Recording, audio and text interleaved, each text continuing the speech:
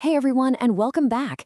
Today, we're diving into one of Jesus's most unusual miracles. Seriously, it's the story of a healing that, unlike pretty much all the others, didn't seem to work perfectly on the first try. And this strange two-step process at Bethsaida, well, it's a puzzle that reveals something really profound about the nature of faith itself. Think about it. Most of the healings we read about are instantaneous. A word is spoken, a touch is given, and boom, complete restoration. But not this one. This one happened in stages, which really makes you wonder, why did this miracle of all of them seem to take 2 tries? To really get just how different this was, just look at this comparison. The typical pattern. It's immediate, it's total, it's done. But here at Bethsaida, we get something gradual, something more private, a process that unfolds in 2 distinct parts. It completely breaks the mold. And that's our first big clue, that there's a deeper meaning at play here. Okay, so the story kicks off as Jesus gets to the town of Bethsaida. A blind man is brought to him to be healed, and what happens next is the first piece of this absolutely fascinating puzzle. Now notice how physical and personal these actions are. Jesus leads the man away from the crowds, right? He's creating this private moment. He then applies his own spittle and lays his hands on him. This isn't some miracle from a distance, no. This is an intimate, hands-on process that's all building to one single critical question. And the man's response is, wow, it's just incredible. He can see, but not clearly. His vision is all distorted, creating this surreal, almost poetic image of people looking like walking trees. So he's been healed, but only partially. It's such a powerful and strange moment with nothing else like it. This blurry, partial healing is completely unprecedented, which, naturally sets the stage for the second phase of this miracle. So Jesus lays his hands on the man's eyes a second time, and with this touch, everything just clicks.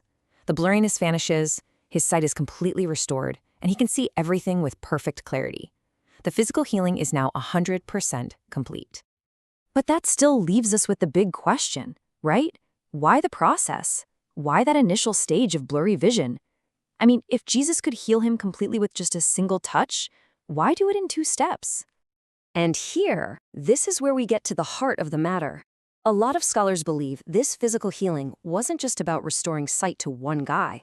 It was what you could call an enacted parable, a living, breathing symbol for the spiritual journey of Jesus's own disciples. The parallel here is it's striking.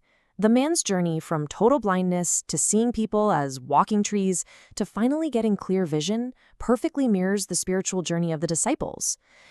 They started out spiritually blind, then they began to understand partially, seeing Jesus as a prophet but not the full picture, before finally having their eyes opened to who he really was. And this just illustrates the core idea so brilliantly. For the disciples, and maybe for a lot of us, spiritual insight wasn't some sudden flash of lightning. It was the process. They had to see things blurrily at first, before the full, sharp picture could finally come into focus. But the significance of this miracle doesn't just stop with the disciples. It actually plugs into a much larger narrative, one with deep roots and a really lasting importance. First off, healing the blind was not just some random act of kindness. It was what's known as a Messianic sign. In Jewish tradition, there were specific prophesied acts that would identify the Messiah when he arrived. And here is the direct connection. The prophet Isaiah explicitly wrote that when God's salvation came, the eyes of the blind would be opened.